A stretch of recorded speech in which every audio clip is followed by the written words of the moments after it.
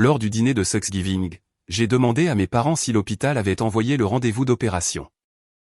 Ils ont répondu calmement, ils l'ont envoyé, mais nous avons utilisé l'argent de ton opération pour l'anniversaire de ton frère. Il n'a qu'un seul anniversaire par an. J'ai posé ma fourchette. Alors. Je suppose que vous ne savez toujours pas qui a vraiment besoin de l'opération, leurs visages ont pâli immédiatement. Je m'appelle Ava Ramsey. J'ai 34 ans et je vis à Asheville, en Caroline du Nord. La dinde dans mon assiette était froide, mais ce n'était pas pour cela que je ne pouvais pas manger. J'étais assise à la table de la salle à manger de la maison de mon enfance à Asheville, regardant les visages des personnes qui étaient censées m'aimer. Mon père, ma belle-mère, Valérie, mon jeune frère, Cole, riaient. Ils buvaient du vin. Ils avaient l'air heureux. J'avais pris l'avion jusqu'ici juste pour poser une question bien précise, mais j'avais été trop effrayé pour la poser jusqu'à maintenant. J'ai pris une profonde inspiration. J'avais besoin de savoir. Papa, ai-je dit, en gardant une voix très stable. Est-ce que l'hôpital a envoyé par courrier la lettre de rendez-vous pour l'opération? Elle aurait dû arriver la semaine dernière. Les rires se sont arrêtés une seconde. Puis mon père a gloussé. Il a agité sa main dans l'air comme si ma question était une plaisanterie. Oh, détends-toi, Ava, a-t-il dit. Nous ne nous sommes pas encombrés de ces bêtises médicales. Nous avons utilisé ces fonds pour la fête du 27e anniversaire de Cole à la place. Tu as raté une excellente soirée. Cole m'a souri de l'autre côté de la table. C'était épique, Frangine. La plus belle nuit de ma vie. Mon sang n'a fait qu'un tour. Ils n'avaient pas seulement dépensé de l'argent. Ils ne comprenaient pas ce qu'ils avaient fait. J'ai regardé mon frère, qui souriait, complètement inconscient de la guerre qui se déroulait à l'intérieur de son propre corps. J'ai lentement posé ma fourchette sur la table. Le métal a fait un tintement sec contre la porcelaine. La pièce est devenue silencieuse. J'ai regardé mon père droit dans les yeux. Alors, ai-je dit calmement, je suppose que vous ne savez toujours pas qui avait réellement besoin de cette opération. Mais avant que je vous dise comment tout a basculé, aimez et abonnez-vous, laissez un commentaire. D'où regardez-vous? Je m'appelle Ava Ramsey. J'ai 34 ans. Pour comprendre pourquoi ce moment à table m'a brisé, il faut comprendre ce que j'étais pour eux. Je n'étais pas vraiment une fille. Je n'étais pas vraiment une sœur. J'étais un filet de sécurité. J'étais un portefeuille. J'étais la personne qu'ils appelaient quand la réalité devenait trop chère. Pendant 10 ans, j'avais été le moteur invisible qui faisait tourner la famille Ramsey. Cela a commencé petit. Quand j'avais 24 ans et que je débutais ma carrière dans le marketing, mon père m'a appelé. Il m'a dit que les temps étaient durs ce mois-là. Il m'a demandé $200 pour les courses. Je les ai envoyés immédiatement. J'étais fier. J'avais l'impression d'être une adulte qui aidait ses parents. Mais les mois difficiles sont devenus tous les mois. Puis est venu Cole. Cole a 7 ans de moins que moi. C'était le garçon en or. Il était charmant, beau et complètement allergique aux responsabilités. Mes parents l'adoraient. Ils le regardaient et voyaient une star. Ils me regardaient et voyaient un compte bancaire. Quand Cole a obtenu son diplôme de fin d'études secondaires, il a voulu aller dans une école d'art privée à Savannah. Mes parents ne pouvaient pas payer les frais de scolarité. Ils ne lui ont pas dit non. Ils lui ont dit peut-être, et puis ils m'ont appelé. Je me souviens d'être assise dans mon petit appartement en train de manger des nouilles instantanées parce que j'économisais pour acheter une maison. Mon père était au téléphone.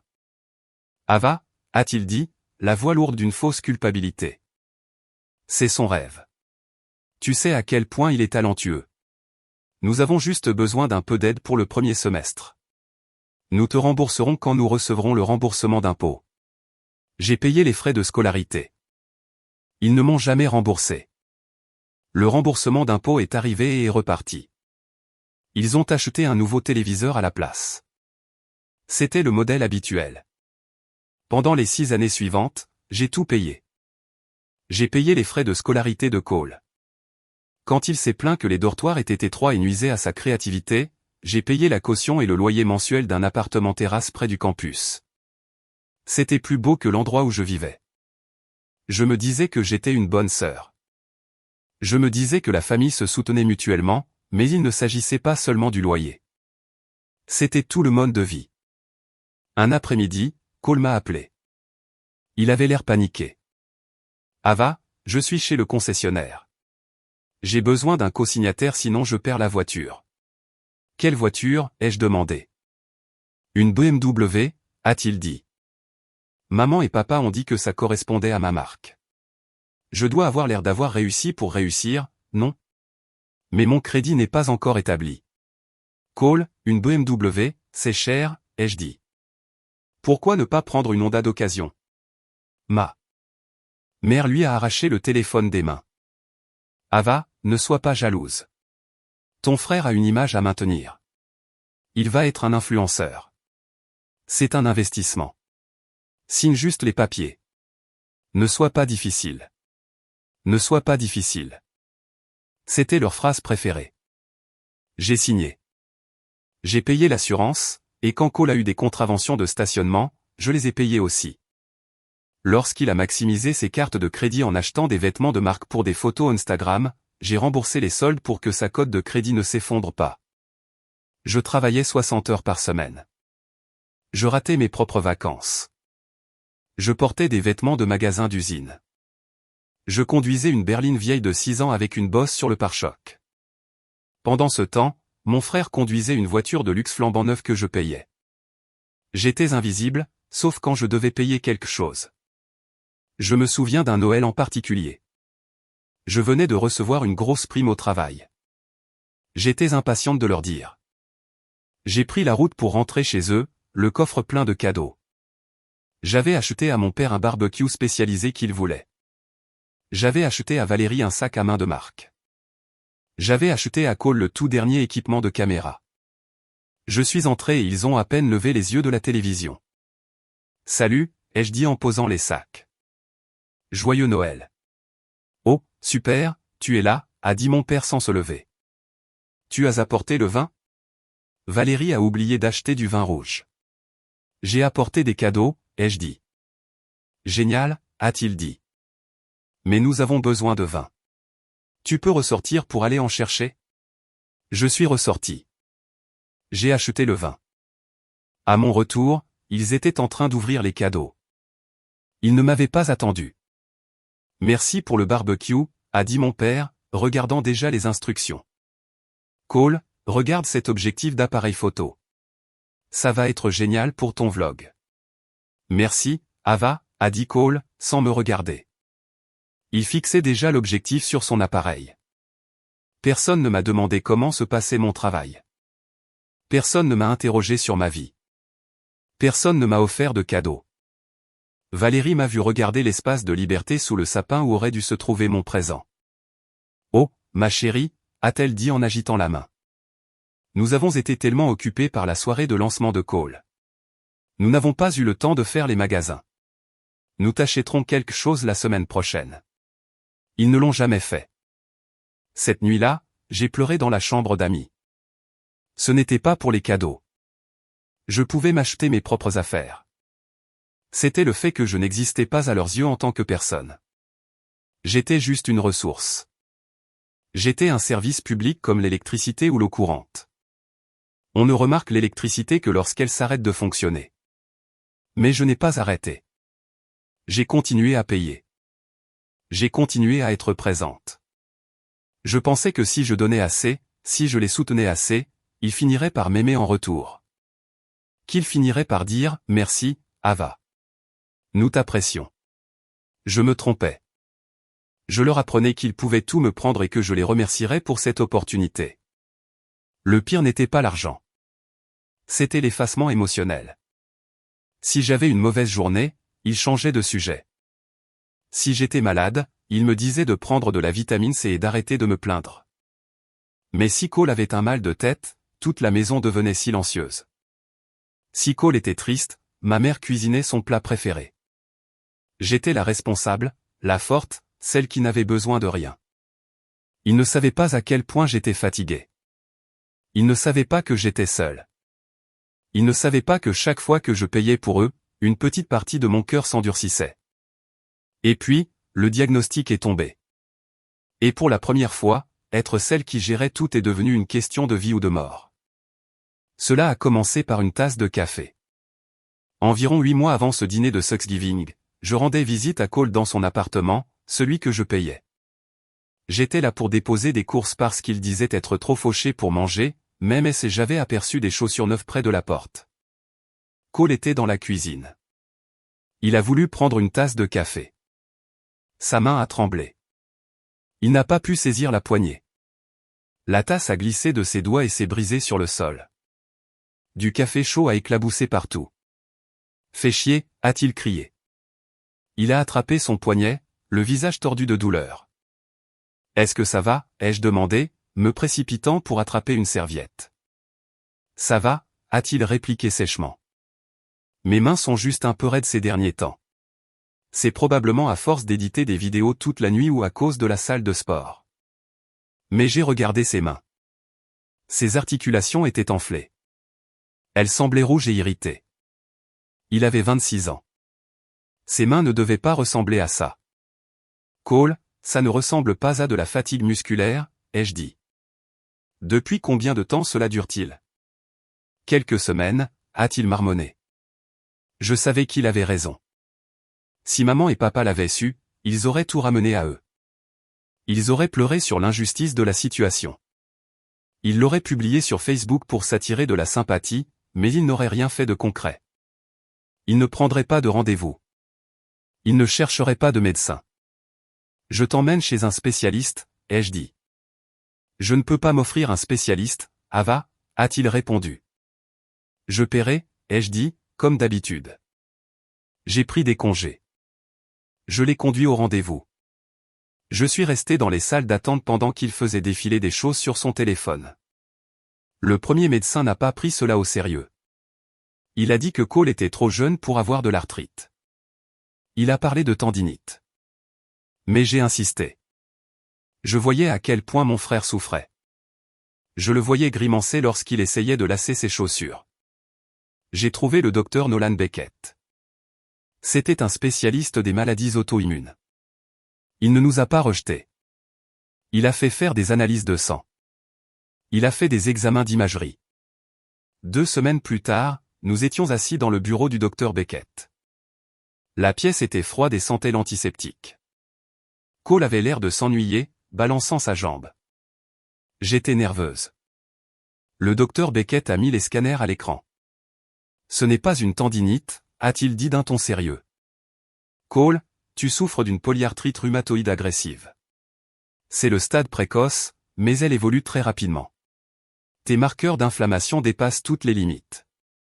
Cole a arrêté de balancer sa jambe. Alors, donne-moi juste des pilules. Elle. Le docteur Beckett a secoué la tête. Ce n'est pas si simple. En raison de l'agressivité de la maladie, si nous ne la traitons pas vigoureusement et rapidement, tu pourrais avoir des lésions articulaires permanentes d'ici à 1 an. Nous devons opérer ton poignet droit immédiatement pour éliminer les tissus enflammés et sauver le tendon. Ensuite, nous devrons commencer un traitement biologique. C'est un traitement spécialisé. Une opération? Cole a pâli. Je ne peux pas me faire opérer. J'ai des événements prévus. Je dois voyager. Si vous ne le faites pas, a dit le docteur Beckett, vous risquez de perdre l'usage de votre main. Vous ne voyagerez plus nulle part. Puis est arrivé le prix. L'opération, le séjour à l'hôpital, la rééducation et la première année de médicaments biologiques. C'était extrêmement cher. L'assurance couvrait une partie, mais pas la totalité des soins spécialisés recommandés par le docteur Beckett pour obtenir le meilleur résultat. J'ai regardé l'estimation. C'était colossal. Cole m'a regardé. Il n'a pas regardé le médecin. Il m'a regardé. Son regard disait, règle ça. J'ai pris une profonde inspiration. Je m'en occupe. J'ai élaboré un plan. J'avais des économies. J'avais un héritage de ma grand-mère auquel je n'avais jamais touché. De l'argent que je gardais pour mon propre avenir. Peut-être un mariage un jour, ou une maison. J'ai décidé de créer une fiducie médicale. Je ne voulais pas simplement donner l'argent à Cole. Je savais qu'il le dépenserait en vêtements ou en voyage. Et je ne voulais absolument pas le donner à mes parents. Si Valérie et mon père voyaient une telle somme, ils lui trouveraient un meilleur usage. Je suis allé voir un avocat. J'ai établi une fiducie spécifiquement pour les dépenses médicales de Cole. J'y ai placé 178 000 $. C'était presque tout ce que je possédais.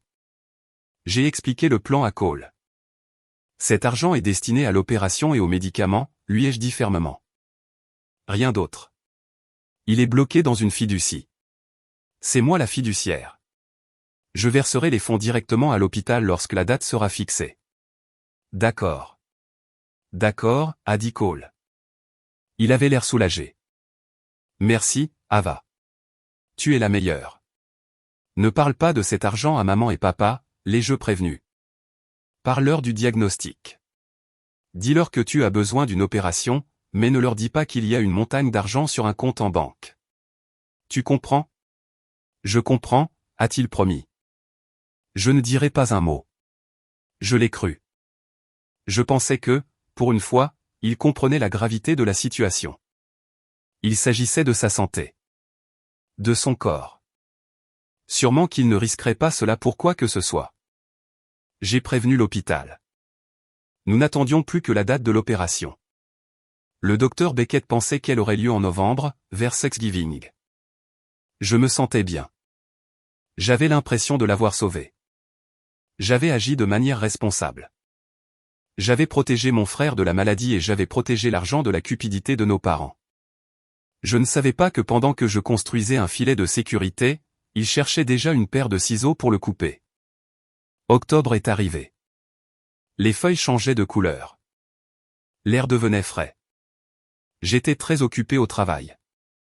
Mon entreprise avait besoin que je parte à Londres pendant 2 semaines pour un lancement de clients majeurs. C'était une grande opportunité pour moi. J'ai appelé Cole avant de partir. Je serai à Londres, ai-je dit. Mon service téléphonique pourrait être instable pendant la journée. Si l'hôpital appelle pour la date de l'opération, envoie-moi un email immédiatement et j'autoriserai le paiement depuis la fiducie. D'accord, c'est noté, a dit Cole. Amuse-toi bien à Londres. Rapporte-moi un truc sympa. Je me suis envolé pour Londres.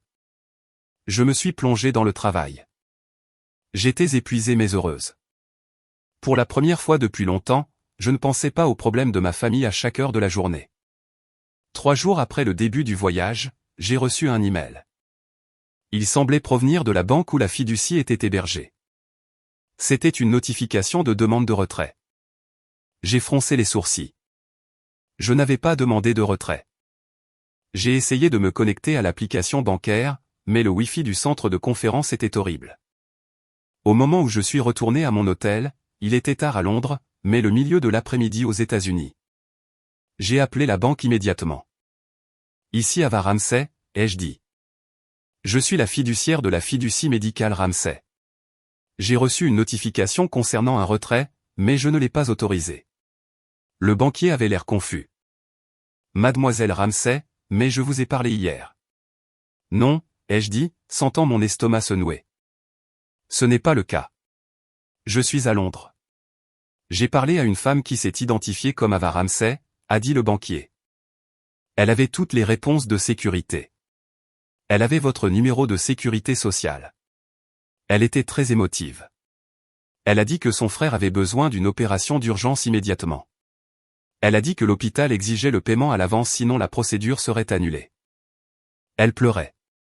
Elle a envoyé la demande urgente par email. Je n'ai pas envoyé de mail, ai-je chuchoté. Nous avons débloqué les fonds, a dit le banquier, la totalité du solde sur le compte courant enregistré. Le compte courant enregistré était un compte joint que j'avais ouvert pour Cole il y a des années pour les urgences, un compte auquel mes parents avaient également accès. Combien, ai-je demandé. 178 000 $, a-t-il dit. J'ai raccroché. J'avais envie de vomir. J'ai essayé d'appeler Cole. Directement sur messagerie. J'ai essayé d'appeler mon père. Messagerie. J'ai essayé d'appeler Valérie. Messagerie. J'ai passé les 10 heures suivantes dans la panique la plus totale. Je pensais que quelque chose était arrivé. Peut-être que Cole avait eu une urgence. Peut-être qu'il était en train de mourir. Peut-être qu'ils avaient essayé de m'appeler et que je n'avais pas répondu parce que j'étais en réunion. J'ai revérifié mes emails. J'ai regardé dans le dossier des messages envoyés. Rien.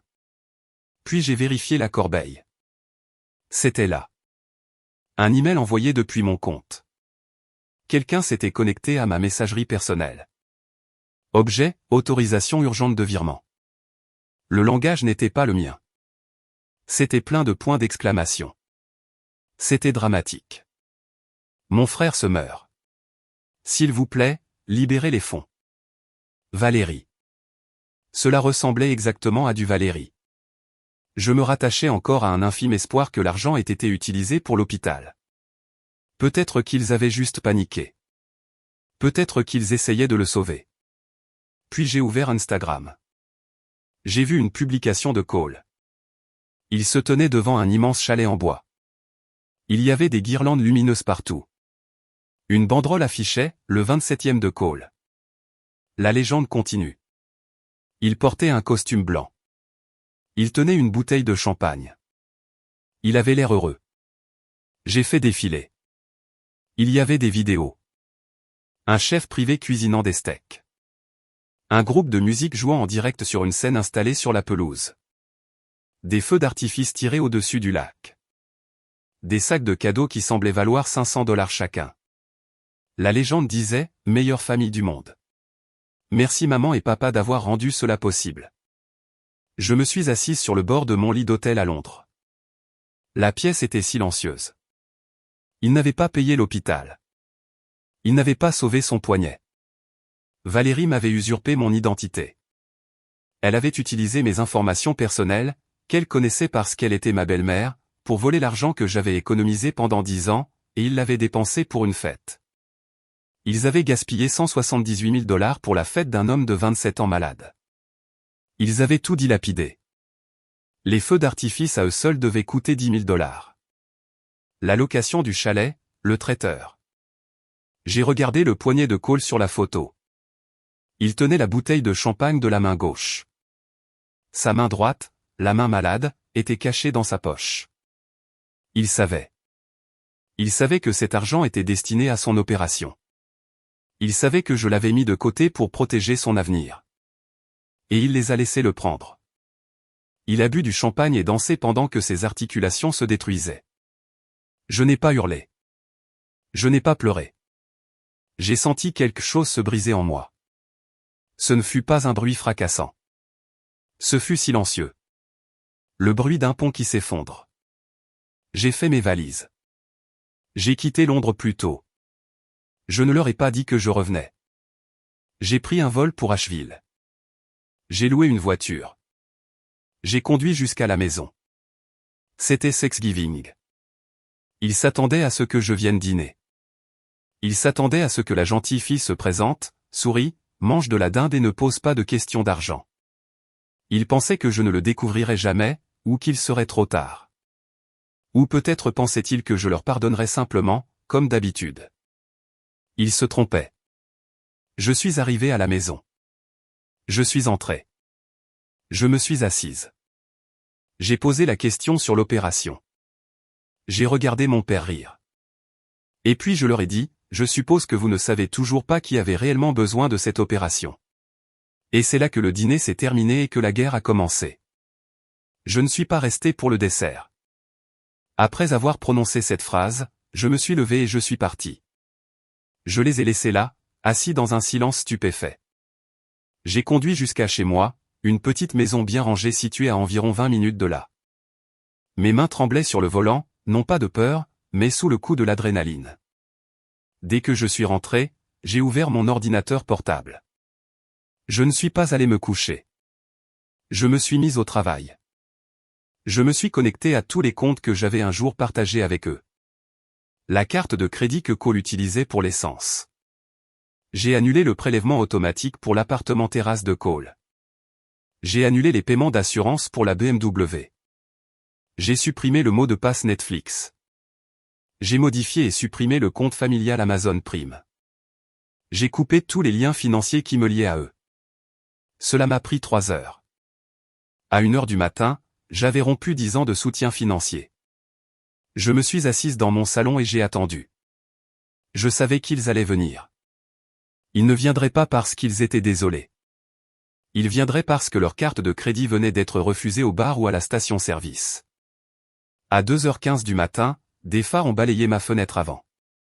J'ai entendu des portières claquer, puis des coups violents contre la porte. Ava, ouvre cette porte tout de suite. C'était mon père.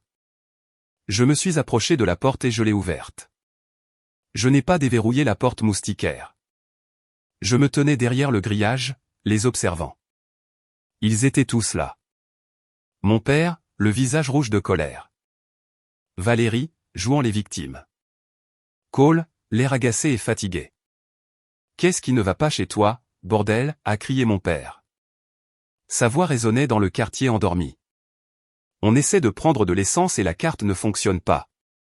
Et Cole vient de recevoir un email indiquant que son paiement de loyer a été rejeté. Je sais, ai-je dit calmement. Je les ai annulés. Tu ne peux pas simplement les annuler, a hurlé Valérie. Cet argent ne t'appartient pas. Il est destiné à ta famille. C'est mon argent, ai-je dit. Cela a toujours été mon argent, et maintenant je le garde. Tu nous affiches, a crié mon père. Il s'est approché de la moustiquaire, se plaçant juste devant moi.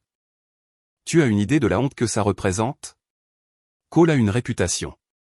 Tu te montres mesquine et vengeresse juste pour une petite fête. Une petite fête? J'ai regardé Cole. Tu as volé 178 000 $. Tu as volé l'argent de ta propre opération. Ce n'était pas du vol, a crié Cole. C'était de l'argent de famille. Maman a dit que c'était bon. J'avais besoin de visibilité. Ava, tu ne comprends pas. La fête était un investissement. Je vais récupérer le double grâce au sponsor. Tu as de l'arthrite, Cole, ai-je dit. Ton poignet est en train de pourrir. Tu as besoin d'une opération, pas de sponsor. Arrête de faire ton cinéma, a craché Valérie. Il va très bien. Tu es juste jalouse parce que nous l'avons célébré lui et pas toi. Tu as toujours été jalouse de lui. Cela m'a frappé. Jalouse. J'avais sacrifié ma vingtaine pour lui. J'avais sacrifié mes économies pour lui. Tu as 24 heures, a exigé mon père. Réactive les cartes. Réautorise le paiement du loyer et remets l'argent sur le compte joint. Si tu ne le fais pas, il y aura des conséquences, Ava. De graves conséquences. Il m'a regardé avec un regard que je ne lui avais jamais vu. Ce n'était pas un père regardant sa fille. C'était un prédateur regardant une proie qui avait décidé de se défendre. Tu dois apprendre à rester à ta place, a-t-il sifflé. Tu existes pour aider cette famille. C'est ton rôle. Maintenant, règle ça. J'ai regardé les trois, mon père la brute, Valérie la voleuse, Cole la sangsue. Un calme étrange m'a envahi. La peur avait disparu. Non, ai-je dit. Le mot est resté suspendu dans l'air. C'était un petit mot, mais il semblait lourd. Qu'est-ce que tu as dit, a demandé mon père, sa voix descendant à un murmure menaçant. J'ai dit non, ai-je répété. Je ne réactiverai pas les cartes. Je ne paierai pas le loyer et je ne remettrai certainement pas d'argent sur ce compte. J'ai fini. La banque est fermée. Valérie a étouffé un cri. Petite peste ingrate. Partez de chez moi, ai-je dit, ou j'appelle la police. Mon père a ri, un rire froid et hideux. La police contre ton propre père? Tu n'oserais jamais. Tu es faible, Ava. Tu as toujours été faible. Il a attrapé la poignée de la moustiquaire et l'a secouée violemment, essayant de la forcer. Sortez, ai-je hurlé. C'était la première fois que j'élevais la voix. Il s'est arrêté. Il m'a regardé, réalisant que je ne céderais pas. Il a reculé, ajustant sa veste. Très bien, a-t-il dit. Il a pointé un doigt vers moi. Tu veux jouer les durs? Nous allons jouer les durs, mais souviens-toi que c'est toi qui as commencé. Ne viens pas pleurer quand tu auras tout perdu. On y va, a-t-il dit aux autres. Ils sont retournés à la voiture. Cole s'est retourné une fois pour me regarder. Il n'avait pas l'air désolé.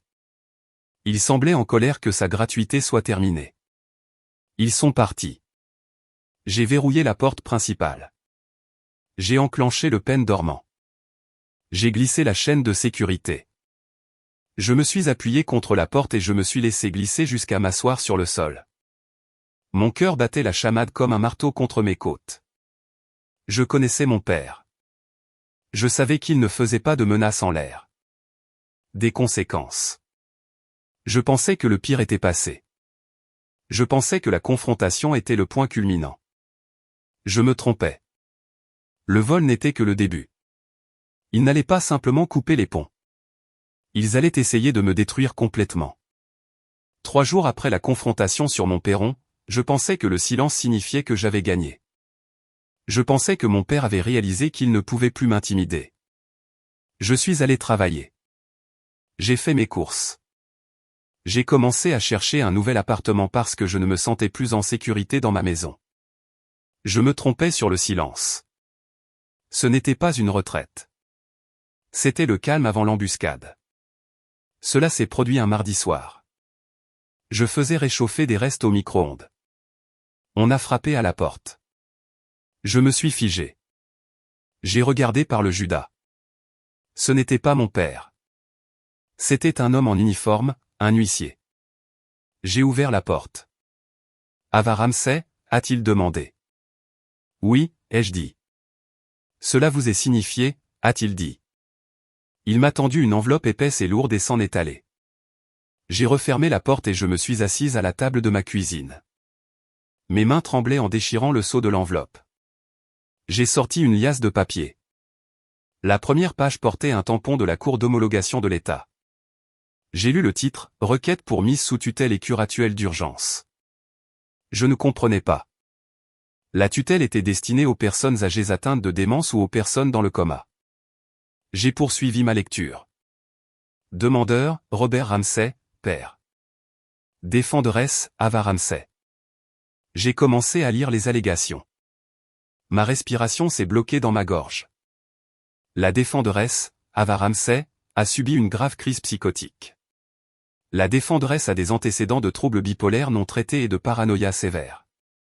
La défenderesse a cessé toute communication avec sa famille et présente un comportement erratique et dangereux. La défenderesse a tenté de se suicider 2 fois au cours des 6 derniers mois. La défenderesse abuse actuellement de stupéfiants sur ordonnance et représente un danger pour elle-même et ses finances. J'ai lâché les papiers. Ils ont glissé sur la table. Des mensonges. Chaque phrase était un mensonge. Je n'avais jamais reçu de diagnostic de trouble bipolaire. Je n'avais jamais tenté de me suicider. Je ne prenais même pas de paracétamol, encore moins de stupéfiants. Ils essayaient de faire croire que j'étais folle. J'ai lu la demande au bas de la page. Ils demandaient au tribunal d'accorder à mon père le contrôle juridique total sur la personne et les biens de la défenderesse. Ils voulaient le contrôle de mes comptes bancaires, de ma maison, de mes décisions médicales. Ils voulaient me dépouiller de mes droits en tant qu'être humain et me soumettre à leur autorité. Il ne s'agissait plus seulement de 178 000 $. Il s'agissait d'une domination totale. Ils voulaient saisir tout ce que je possédais pour que je ne puisse plus jamais leur couper les vivres. Et ils avaient des preuves. Des déclarations sous serment étaient jointes à la requête. L'une provenait d'une amie que je n'avais pas vue depuis 5 ans, affirmant m'avoir vu consommer de la drogue lors d'une fête. Une autre provenait d'un psychiatre que je n'avais jamais rencontré, affirmant m'avoir traité pour un épisode maniaque. Il y avait des factures d'un centre de désintoxication où je n'avais jamais mis les pieds. Ils avaient tout falsifié. Ils avaient payé des gens pour mentir. La panique s'est installée. Une vraie panique glaciale. J'ai fait les 100 pas dans ma cuisine. J'avais l'impression que les murs se resserraient. Si un juge croyait cela, je pouvais perdre ma liberté. Je pouvais être enfermé. Mon père pourrait légalement me forcer à intégrer un établissement et vider mes comptes pendant que je serais assise dans une chambre aux fenêtres grillagées. J'avais besoin d'un avocat, pas d'un avocat gentil. J'avais besoin d'un requin. J'ai passé toute la nuit à chercher. Je n'ai pas dormi. À 8 heures du matin, j'ai appelé Claire Donovan. Les avis disaient d'elle qu'elle était agressive, chère et qu'elle détestait les brutes. Je l'ai rencontrée à son bureau 2 heures plus tard. Claire était une petite femme aux yeux vifs et aux cheveux gris coupés très courts. Elle ne m'a pas proposé de café. Elle a pris les papiers de mes mains et les a lus en silence. J'étais assise là, me tordant les mains. Ce ne sont que des mensonges, ai-je chuchoté. J'ai un travail. J'ai un casier judiciaire vierge. Je n'ai jamais pris de drogue. Claire a levé les yeux. Je vous crois, a-t-elle dit. Sa voix était sèche et sérieuse. Mais le tribunal ne vous connaît pas. Dans les affaires de tutelle, la charge de la preuve est terriblement basse au début. Si votre père pleure assez et si ces documents ont l'air assez réels, un juge pourrait accorder une ordonnance d'urgence temporaire juste par mesure de sécurité. Alors qu'est-ce qu'on fait? Ai-je demandé. On se bat, a-t-elle dit. La tutelle est une arme. Les gens l'utilisent pour contrôler des parents âgés pour leur argent, mais des parents qui l'utilisent sur une fille adulte qui travaille, c'est un acte de guerre. Ils essaient de vous effacer, Ava. Elle s'est penchée en avant. Ils ont fait une erreur cependant, a-t-elle ajouté. Ils sont devenus trop gourmands. Ils ont falsifié des dossiers médicaux. C'est un crime fédéral. Si nous pouvons prouver que ces documents sont faux, nous ne faisons pas que gagner, nous les enterrons. Elle m'a tendu un bloc-notes. J'ai besoin que vous écriviez chaque interaction que vous avez eue avec eux au cours de l'année écoulée, chaque SMS, chaque email, et j'ai besoin que vous alliez à votre banque pour obtenir des copies certifiées de tout. Nous allons construire une forteresse autour de vous. J'ai quitté son bureau en me sentant un tout petit peu plus forte, mais j'avais toujours peur. Je connaissais mon père. Il ne s'arrêterait pas à de la paperasse. Il essaierait de rendre les mensonges réels. Je suis rentré chez moi. J'ai verrouillé les portes. J'ai fermé les stores. J'ignorais que pendant que je rencontrais Claire, mon père passait un autre coup de téléphone. Un appel qui allait amener la guerre sur le pas de ma porte. 2 jours plus tard, le piège s'est refermé. J'étais au travail, essayant de me concentrer sur un tableur. Mon téléphone a sonné. C'était mon assureur santé. Mademoiselle Ramsay, a demandé la conseillère. Nous vous appelons pour vous informer que votre police fait l'objet d'un examen en raison du volume élevé de demandes de remboursement soumises cette semaine. Quelle demande, ai-je demandé. Je n'ai pas vu de médecin depuis 1 an. Nous avons reçu des demandes pour un internement psychiatrique d'urgence, 3 séances de conseil de crise et un dépistage toxicologique de l'hôpital général d'Asheville, a-t-elle dit, pour un total de 47 000 $. Je me suis levé d'un coup. Ma chaise a reculé et a heurté le mur. Je n'étais pas à l'hôpital. Ce sont des demandes frauduleuses. Elles ont été soumises sous votre identifiant de personne à charge, a-t-elle expliqué.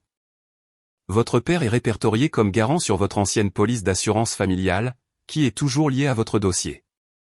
Il avait utilisé mes anciennes informations. Il créait une trace écrite. Il générait des factures médicales pour prouver au tribunal que j'étais malade. Annulez-les, ai-je dit, la voix tremblante. Signalez-les comme fraude. J'engage un avocat. J'ai raccroché. J'avais la nausée. Il détruisait mon crédit, mes antécédents médicaux, ma réputation. Je suis rentré tôt à la maison. J'avais peur d'être en public. J'avais l'impression que tout le monde me regardait, comme si j'avais l'air folle. C'est ce que fait le harcèlement psychologique, il vous fait douter de votre propre reflet.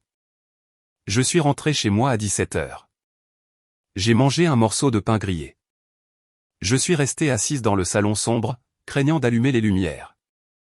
À 1h30 du matin, je me suis réveillé au son d'un bruit qui glace le sang. Un martèlement lourd sur la porte, pas un simple coup de poing. Un coup de matraque de police. Police, ouvrez. Des gyrophares bleus et rouges clignotaient à travers mes rideaux. Ils illuminaient tout mon salon. J'ai attrapé mon peignoir. J'ai couru vers la porte. Je l'ai ouverte. 2 agents de police se tenaient là. Ils étaient grands. Ils avaient les mains près de leurs étuis. Derrière eux sur le trottoir, j'ai vu la voiture de mon père. Il se tenait là avec Valérie. Valérie pleurait dans un mouchoir. Ava Ramsay, a demandé l'agent. Oui, ai-je dit. Nous avons reçu un appel de vos parents, a dit l'agent. Ils ont signalé que vous les aviez appelés en menaçant de vous suicider et que vous aviez une arme à la maison. Nous devons entrer pour un contrôle de routine. C'est un mensonge, ai-je hurlé. Je ne les ai pas appelés. Ils me harcèlent. Madame, reculez, a dit l'agent d'un ton ferme. Il m'a dépassé pour entrer chez moi. Vous ne pouvez pas entrer, ai-je hurlé. J'ai des droits. Nous avons un motif valable, madame. Une menace crédible d'automutilation. Ils ont fouillé ma maison. Ils ont ouvert mes tiroirs. Ils ont regardé sous mon lit. Ils ont regardé dans mon armoire à pharmacie. Je me tenais dans le couloir, me serrant les bras, tremblante. Mes voisins sortaient sur leur perron. Ils regardaient. Ils voyaient les voitures de police. Ils me voyaient là, en pyjama. Je me sentais humilié. Je me sentais nu. Mon père observait depuis la rue. Il avait l'air inquiet. Il jouait la comédie pour les voisins. Regardez-nous, les parents inquiets qui vérifient l'état de leur fille instable. L'agent est sorti de ma chambre. Aucune arme trouvée, a-t-il dit à son partenaire. Pas de drogue. Il m'a regardé. Il a vu que je tremblais. Il a vu la terreur dans mes yeux. Madame, avez-vous bu ce soir, a-t-il demandé. Non, ai-je dit, je travaille demain matin. S'il vous plaît, vous devez m'écouter. Mes parents essaient de me forcer à une mise sous tutelle. Ils ont inventé cet appel pour me faire passer pour déséquilibré. L'agent m'a regardé, puis a regardé mes parents sur le trottoir. Il a regardé la paperasse dans sa main, les fausses déclarations psychiatriques que mon père lui avait probablement montrées. Mademoiselle Ramsay, si nous recevons un autre appel, nous devrons peut-être vous emmener pour une observation de 72 heures pour votre propre sécurité. Je vais bien, ai-je dit, m'efforçant de stabiliser ma voix. Je suis en sécurité. S'il vous plaît, quittez ma maison. Ils sont partis. Ils ont descendu l'allée. J'ai entendu l'agent dire quelque chose à mon père. Mon père a hoché la tête, l'air déçu que je ne sois pas évacué menottes aux mains. Ils sont partis. J'ai fermé la porte. Je l'ai verrouillée. J'ai poussé une chaise lourde devant. Je n'ai pas dormi. Je me suis assise par terre avec mon téléphone, enregistrant un journal vidéo. J'ai énoncé mon nom. J'ai énoncé la date. J'ai déclaré que j'étais saine d'esprit, sobre et en sécurité. Je l'ai envoyé à Claire. J'ai réalisé alors qu'ils ne s'arrêteraient pas avant de m'avoir détruite. Ils ne voulaient pas récupérer leur fille. Ils voulaient une prisonnière capable de payer leurs factures. L'audience était fixée au vendredi. J'avais 3 jours pour survivre. Le vendredi matin était gris et pluvieux. Je portais mon plus beau costume bleu marine. J'avais attaché mes cheveux en arrière. Je voulais avoir l'air strict. Je voulais ressembler à la personne la plus saine d'esprit et la plus compétente sur Terre. Claire m'a retrouvé devant la salle d'audience. Elle avait l'air calme. Elle tenait une grande boîte à archives. Prête, a-t-elle demandé. Je suis terrifié, ai-je dit. Tant mieux, a-t-elle dit. Certain. La colère vaut mieux que la peur aujourd'hui. Nous sommes entrés. La salle d'audience était petite. Elle sentait le vieux bois et la cire pour parquet. Mes parents étaient déjà là, assis à la table des demandeurs. Ils avaient un avocat, un pas cher, un type qui avait l'air d'avoir dormi dans son costume. Mon père m'a regardé. Il m'a adressé un sourire triste et compatissant. Valérie tamponnait ses yeux avec un mouchoir. Cole n'était pas là. Il était probablement trop occupé à faire semblant d'être riche sur Internet. La juge est entrée. La juge Holloway. C'était une femme d'un certain âge avec des lunettes attachées à une chaîne. Elle avait l'air fatiguée. Dossier numéro 405, a-t-elle lu. Tutelle d'Ava Ramsay. L'avocat de mon père s'est levé. Il a commencé sa mise en scène. Votre honneur, a-t-il commencé. C'est un cas tragique. M et Madame Ramsay aiment profondément leur fille, mais elle a perdu tout contrôle. Elle a coupé les ponts. Elle dépense de l'argent de manière erratique. Nous avons la preuve d'une crise psychotique. Nous demandons simplement des pouvoirs d'urgence temporaires pour lui apporter l'aide médicale qu'elle refuse. Il a soumis les affidavits. La fausse note du médecin. La fausse facture de désintoxication. Mon père s'est présenté à la barre. Il a pleuré. Il a réellement versé des larmes. Je veux juste retrouver ma petite fille, a-t-il sangloté. Elle nous considère comme ses ennemis. Elle n'est plus elle-même. Elle est malade. J'étais assise là, enfonçant mes ongles dans mes paumes jusqu'à ce qu'elle saigne. Je voulais hurler. Je voulais renverser la table, mais je suis resté de marbre. N'aie pas l'air folle. N'aie pas l'air folle. Puis ce fut le tour de Claire. Claire n'a pas pleuré. Elle n'a pas utilisé de langage fleuri. Elle s'est levée et s'est avancée au milieu de la pièce. Votre honneur, a dit Claire. Cette requête n'est pas un acte d'amour. C'est un acte de fraude. C'est une tentative d'asservir une femme qui a réussi financièrement parce qu'elle a cessé de payer les factures de sa famille. La juge a levé un sourcil. Appelez le docteur Nolan Beckett, a dit Claire. Les portes se sont ouvertes. Le docteur Beckett est entré. Il portait sa blouse blanche. Il avait l'air sérieux et professionnel. Mon père a arrêté de pleurer. Il s'est tendu. Il ignorait qui c'était. Le docteur Beckett s'est présenté à la barre. Docteur Beckett, a demandé Claire, soignez-vous Ava Ramsey? Non, a-t-il dit. Je soigne son frère Cole Ramsey. Et quel est le diagnostic de Cole? Polyarthrite rhumatoïde agressive, a dit le docteur Beckett. Qui a payé ses traitements, ses examens et a établi la fiducie pour son opération? Ava Ramsey, a-t-il dit. Elle était la seule financière. C'était le seul membre de la famille présent au rendez-vous.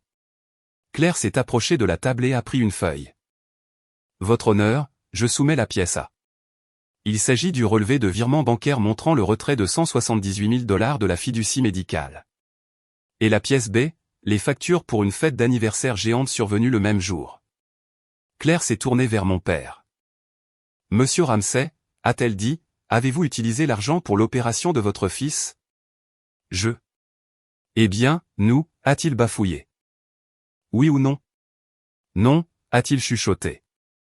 Et maintenant, a dit Claire concernant la prétendue maladie mentale de la défendresse. Votre honneur, nous avons assigné à produire les dossiers de l'établissement de désintoxication mentionnés dans la requête. Elle a brandi une lettre. L'établissement n'a aucune trace indiquant qu'Ava Ramsey y ait été patiente. Ils ont confirmé que la facture présentée par les parents est un faux. Le numéro d'identification sur la facture appartient à un employé de la cafétéria. La salle d'audience s'est tue. La juge a lentement tourné la tête pour regarder mes parents. Son expression est passée de l'ennui à une froide fureur. Claire n'avait pas fini. Nous avons également une déclaration sous serment du témoin qui prétendait avoir vu Ava consommer de la drogue. Elle a admis hier à notre enquêteur que Valérie Ramsey avait payé 500 $ pour signer la déclaration sous serment. Claire a jeté la feuille sur la table. Elle a produit un claquement sec. Ce n'est pas une affaire de tutelle, votre honneur, a dit Claire. C'est une association de malfaiteurs. La juge Holloway a regardé mes parents. Mon père était pâle. Valérie tremblait. Il semblait petit. Il ressemblait à des enfants pris la main dans le sac. Monsieur Ramsey, a dit la juge. Sa voix était comme un coup de fouet. Levez-vous. Mon père s'est levé. Il semblait instable. Je rejette cette requête avec préjudice, a-t-elle déclaré. Cela signifie que vous ne pourrez plus jamais la déposer. De plus, je vous ordonne de payer l'intégralité des frais de justice de la défendresse. Elle a mélangé ses papiers. Et, a-t-elle poursuivi, je renvoie l'intégralité de ce dossier au bureau du procureur. La falsification de documents, la fraude à l'assurance et les faux rapports de police sont des infractions graves. Vous ne quitterez pas ce tribunal sans parler à un shérif. Elle a abattu son marteau. Bang! Ce fut le bruit le plus fort et le plus magnifique que j'ai jamais entendu. J'ai expiré un souffle que je retenais depuis des semaines. J'ai regardé mes parents. Ils ne me regardaient pas. Ils fixaient le sol, terrifiés. Je me suis levé. Je suis passé devant eux. Je n'ai pas dit un mot. Je n'en avais pas besoin. La vérité avait parlé pour moi. La justice n'est pas arrivée d'un coup. Elle s'est produite en une lente et douloureuse cascade. Le procureur s'est saisi de l'affaire. Mes parents n'ont pas été arrêtés immédiatement, mais leurs vies ont été gelées. Leurs actifs ont été saisis pendant l'enquête. Ils ne pouvaient plus accéder à leur compte. Sans mon argent et sans le leur château de cartes s'est rapidement effondré. 3 mois plus tard, l'avis de saisie immobilière était agrafé sur la porte d'entrée de la maison de mon enfance. Ils ne pouvaient plus payer l'hypothèque. Ils ne pouvaient plus payer les factures d'énergie. L'électricité a été coupée. Cole a été le premier à chuter. Sans l'opération, son arthrite a progressé exactement comme le docteur Beckett l'avait prédit. Sa main droite s'est bloquée. Il ne pouvait plus tenir une caméra. Il ne pouvait plus monter de vidéo. Il ne pouvait plus se coiffer. Il a perdu son appartement, le pantouse que je lui payais. Il a dû retourner vivre chez nos parents, dans la maison sombre et froide en cours de saisie. J'ai appris par une connaissance commune que Cole avait essayé de sauver les apparences sur Instagram pendant un temps. Il publiait d'anciennes photos, mais le déni a fini par se fissurer. Il a cessé de publier. Sa carrière d'influenceur s'est évaporée parce qu'il n'avait plus de contenu ni d'argent pour simuler ce train de vie. Il a fait une demande d'allocation d'invalidité. Il avait 27 ans. Mon père et Valérie ont perdu leur réputation. Dans une petite ville comme Asheville, les archives judiciaires circulent vite. Le country club a révoqué leur adhésion. Leurs amis ont cessé de les inviter à dîner. Ils sont devenus des parias. Je ne leur ai pas rendu visite. Je ne les ai pas appelés pour jubiler. Je n'en avais pas besoin. Je me suis concentré sur mon propre départ. J'ai mis ma maison en vente. Je ne voulais pas vivre dans la même ville qu'eux. Je ne voulais pas les croiser au supermarché. Je voulais faire table rase du passé. J'ai vendu ma maison en réalisant un bénéfice. J'ai remboursé mes prêts étudiants. J'ai payé Claire, mon avocate, bien que mes parents aient été légalement débités de ces frais plus tard. J'ai reçu une offre d'emploi à Charlotte. C'était une promotion. Un meilleur salaire, une nouvelle ville. Avant de déménager, je devais faire une dernière chose. Je devais changer de nom. Je ne voulais plus être Ava Ramsey. Ramsey était un nom qui signifiait le vol. Il signifiait la manipulation. Il signifiait l'amour sous condition. Je me suis rendu au tribunal, dans une salle d'audience différente cette fois. J'ai déposé le dossier. J'ai choisi le nom d'Ava Mercey. Mercey était le nom de jeune fille de ma grand-mère. C'était la seule personne qui m'avait aimé inconditionnellement, sans jamais rien me demander. Lorsque la juge a signé l'ordonnance, je me suis senti plus légère, physiquement plus légère. La chaîne était brisée.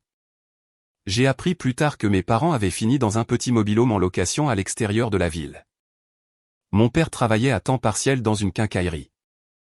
Valérie vendait des bijoux bon marché en ligne. Ils étaient misérables. Ils accusaient tout le monde sauf eux-mêmes.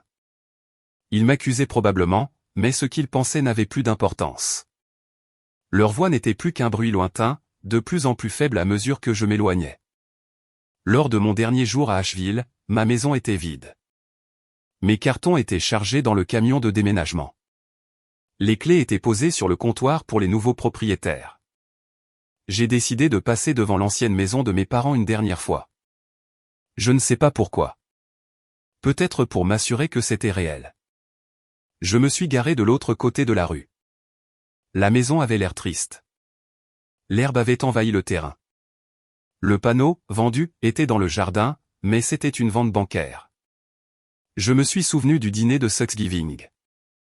Je me suis souvenu de la dinde froide. Je me suis souvenu de la façon dont mon père avait ri en me disant qu'ils avaient volé l'argent. J'ai attendu que la colère vienne. J'ai attendu la tristesse, mais rien n'est venu. Je n'ai rien ressenti, juste une paix calme et plane. C'était comme regarder la maison d'un inconnu. Les fantômes avaient disparu. Je les avais exorcisés avec la vérité. J'ai démarré. J'ai allumé la radio. Une chanson que j'aimais passait. J'ai roulé vers l'autoroute. J'ai baissé les vitres. L'air sentait le pain et la pluie. J'ai regardé ma main sur le volant.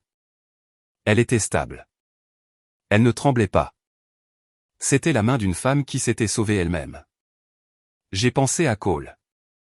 J'espérais, d'une manière lointaine, qu'il apprendrait à vivre avec ses choix. J'espérais qu'il trouverait un moyen d'être une personne, et pas seulement une image. Mais ce n'était plus mon rôle de le lui apprendre. J'ai pensé à mes parents. J'espérais qu'ils trouveraient la paix, mais je savais qu'ils n'y parviendraient probablement pas. Ils étaient prisonniers de leur propre cupidité. Quant à moi, j'étais libre. Je me suis engagé sur l'autoroute, roulant vers l'est en direction de Charlotte, vers mon nouvel appartement, vers mon nouvel emploi, vers Ava-Mercey. J'ai réalisé quelque chose à ce moment-là. Pendant 34 ans, j'avais cru que l'amour était une transaction. Je pensais devoir acheter ma place dans le monde. Je pensais que si je payais assez de factures, si je résolvais assez de problèmes, je mériterais le droit d'être aimé. Je me trompais. On ne mérite pas l'amour. On n'achète pas le respect. Et on ne doit certainement pas sa vie à des gens sous seul prétexte qu'ils partagent notre ADN. J'ai regardé dans le rétroviseur. Asheville disparaissait derrière les arbres. J'ai souri. Un petit sourire, mais réel. J'ai le droit de partir. J'ai le droit de garder mon argent. J'ai le droit de laisser les gens échouer. J'ai le droit de me choisir. Si vous lisez ceci et que vous avez l'impression d'être le moteur invisible de votre famille, si vous sentez qu'il ne vous aime que lorsque vous signez un chèque, s'il vous plaît, écoutez-moi. Arrêtez la voiture. Descendez. Partez. Ce sera la chose la plus difficile que vous ferez jamais. Ils hurleront. Ils pleureront. Ils enverront peut-être même la police. Mais de l'autre côté de cet incendie se trouve une vie calme et magnifique qui n'appartient qu'à vous. Et elle vaut chacun de vos précieux centimes.